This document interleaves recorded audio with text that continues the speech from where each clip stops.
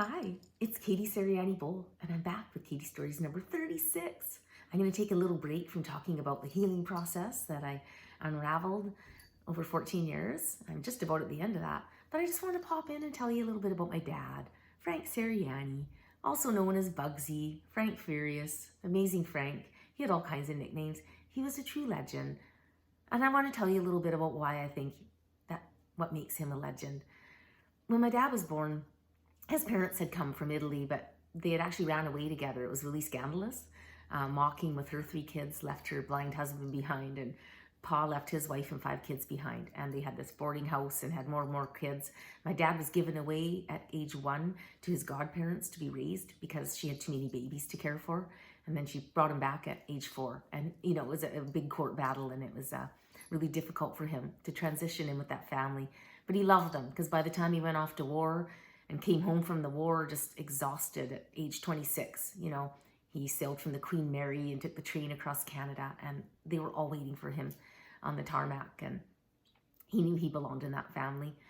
And shortly after there, he met my mom at a dance and realized he was dancing with the little sister of this really great Irish soldier that he'd met overseas. And they'd vowed that they would, see each other when they got back to Nanaimo. But my mom's big brother, Jerry, was shot and killed, and he never made it home. But my dad noticed her to dance and asked her to dance. And yeah, it was wild because she was only 19 and just thought she was just plain silly little, little cat eye glasses and curly hair. And my dad was like, movie star handsome. Like, seriously, movie star handsome. And no, that was it. He was nuts about her. And they were married 51 and a half years. So, he started off going into boxing. I don't have the boxing picture on me right now, but there's one here where he was training later on once he wasn't doing that anymore. And he was actually trained for the Golden Gloves. And after months of training, he was knocked out first round. He was really mad. That's how he got his name, Frank Furious, because he's like slugging it out on the way back to the dressing room. So then his brother said, I'm going to avenge him. I'm getting in the ring to fight the guy, and I'm going to beat him. And yeah, he got knocked out first round too. Great story. Drama aplenty. And so, him and mom had the first 3 kids in the 50s, and they were very much like Leave It to Beaver. And by the 60s, my brother and I came along, and there was this big family of 5, big, noisy Irish-Italian family. And if you know my story, if you've been through the beginning of it, I gave Dad his first heart attack, when I was 7 months old, because I was colicky and crying all night. And so he loved me. I was his baby. But it was a lot going on in the middle of the 60s. And in the 50s, my dad had actually had his toes cut off at the mill. He and his friends would always joke. They'd play like a lot of practical jokes on each other. Like someone put a spike in my dad's lunchbox and he couldn't lift it off the ground. And they just did these goofy things all the time. So when he started to scream from up in the green chain, all of the men kind of laughed and just thought, oh, Frank's just goofing around. But then when they saw, his face go white and his head droop, they had to shut the green chain off. And funny, that morning, when you talk about gut feelings and intuition, my mom had noticed Dad slipping on his rubber boots, and she stopped him. It was probably 20 to 4 in the morning. What are you doing? Why are you putting on your rubber boots? Oh, because I'm in a hurry. I slept in. Well, put your steel-toe boots on, Frank. And, he thought she was nagging, and okay, and he did it. And he would have lost his leg had he done that. So cool that he listened to Mom and wore those boots. So they figured he'd never walk again without a limp, and that his days of sports were over. My dad loved soccer and he loved boxing. And he totally proved them wrong. He just put a little bit of toilet paper at the end of his shoe and just carried on. He showed up at his soccer game and scored the winning goal, and they put them all on their backs and carried him around the field. He was just an amazing guy.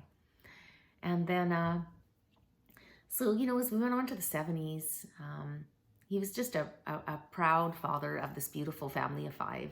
My big sister and brother were amazing. They were smart and popular. And Danny was into soccer and just so athletic and so beautiful. And everybody loved him. And he was just funny, so funny and good looking.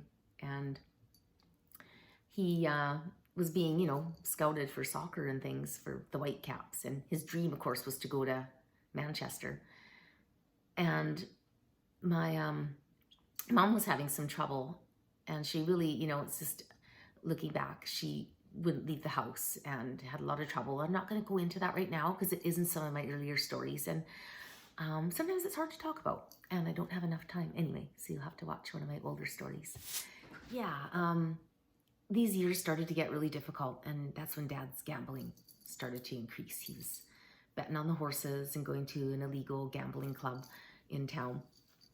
And then as things kind of went from bad to worse, my older brother, and I've talked about this in a story as well, that he was partying hard. He'd had his heart broken and, was dropping acid and doing a lot of partying, and he had a bad trip. And so as he was recovering from that bad trip, he went out about a week later, and somebody slipped slipped acid in his beer, and that was it. It just disintegrated him. And there was a lot of shame, right? That was those years were just absolutely crazy. He was just out of his mind, and Dad was gambling and losing money and coming home just so stressed and exhausted. Mom was starting to function and do better at this time, thank goodness. But by now, it was taking its toll on my dad's heart. And so by grade 6, and I've told this story, he had to have like a massive quadruple bypass surgery, and he had 50% chance of living. And it was really cool. My teacher actually had the whole class bow their heads and pray, and my dad pulled through. Oh yeah, he kept living till he was 79.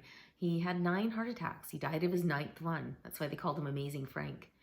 And so as he was, getting to the 70s, it was interesting because he would, there was some really bad characters hanging around this club. They were from Prince George, and they were carrying Smith & Wessons. Like, Dad was a boxer and he was tough, but he wasn't of that mentality, carrying knives and things. And they were cheating, and they were targeting my dad. And my dad was crying. Like he would literally be losing his paychecks and, terrified of his addiction to gambling. And these men were taking full advantage. And my dad's best friend, Alec Corpin, said, Frank, you got to figure out their timeline, and try and know their schedule when they're in town and when they're not, and gamble then. And so he did, and he figured that out, and that was all good. He had met this best friend when he was 27, just married to Mom. He was in this gambling club. He gambled a long time. And the 17-year-old kept on beaking off at him because Dad was only 5'6". He was kind of a small Italian guy, but really built and tough. And this guy kept making these rude comments. And I guess the men kind of said, I wouldn't talk like that to Frank. Like, he's tough. He's not going to put up with that. And Dad was just quiet and kept ignoring him. And then I guess he just said something, and Dad just kind of just cracked him across the head, knocked him off his chair. And that was it. They were best friends, 50 years. And so, if Alec was down on his luck drinking and having a rough time, my dad was there for him. My mom would make a pot of spaghetti and meatballs because Dad's family taught her how to do that. Mamma mia. And, if my dad was hard on his luck, Alec would loan him money and help him. They had a really cool friendship. I learned a lot about my dad after he passed because he just didn't tell a lot of the senior stories. Like even in the war, meeting the Van Doos, one of the, it was like a CIA operative sort of from Canada in the war. And he actually chatted with somebody sitting around a fire overseas. But anyway, back to the 70s. So yeah, and I know I told in that earlier story, he almost lost our house. He was down on luck in a game and took a lien on the house and had someone else sign for my mom signature, and then actually won $35,000 and paid the lien off and paid some debts and bought a beautiful Mafia car. And he loved that car and he loved driving around. And I think that just scared him. And as the 80s came, it was just like he started slowing down. And Mom was now out of the house. She was doing wonderful. Her and Dad were, out making up for a lot of lost years, hanging out with all the aunts and uncles. And we were seeing a lot of the cousins, going to weddings and family reunions. And it was just a beautiful, magical time. And I always wonder, why I never left to go to New York to try and get on Saturday Night Live or go act and do the things I wanted to do. But I was just so damn happy that my family was healing and doing great. I just didn't want to miss it. So I stayed around. And then, during all of the 70s, my mom and dad took in like 44 kids. Yeah, 44 over the 70s, 80s, and somewhat 90s. And it wasn't even until like 1979 that the welfare called and said, do you want to get paid for one? And they gave me my room. And Dad, those kids loved him. They kind of feared him. You know, Dad was kind of like Red from that 70s show, like kind of funny, scary. And, but he was, you know, kind of cool. He didn't micromanage. Mom was kind of the matriarch and really in charge. Dad was just in the background, just leave him alone. He just wants to come home from work and put on a nice gambling shirt and his gold chain and relax in front of the TV, you know, with a hot cup of tea. And so, you know, you had to watch out because if you pissed him off, he'd really come at you. But he was a beautiful man. He had this like heart of gold. He, as the 90s came along, my dad would, you know, approach young kids downtown that were obviously homeless or look like street kids, you know, and he'd buy them a sandwich or give them a bit of money and say, don't you buy any goddamn drugs. Make sure you go do something. But he would chat with them. And he loved all the animals, the stray kittens that were living in the main Bone Park where he worked. He set up little bowls of food and milk and would feed them every night. And him and I, you know, went down there one night and he made them like a little fort. You know, it was getting to be colder out, October, and he wanted them to be warm. And he was just amazing. And he always just really cared about other people. And despite the generation, I'm just so grateful that he really was a live and let guy, live and let live guy like my mom. And he loved his family. And so that's it. I hope you enjoyed this. Have a great day, and I'll see you next week or the week after, and we'll talk about some more healing. I'm going to talk about the daily just some really great emails you can get every day just to shift your consciousness thinking, think positive, make great stuff happen. Thanks again. Talk to you soon.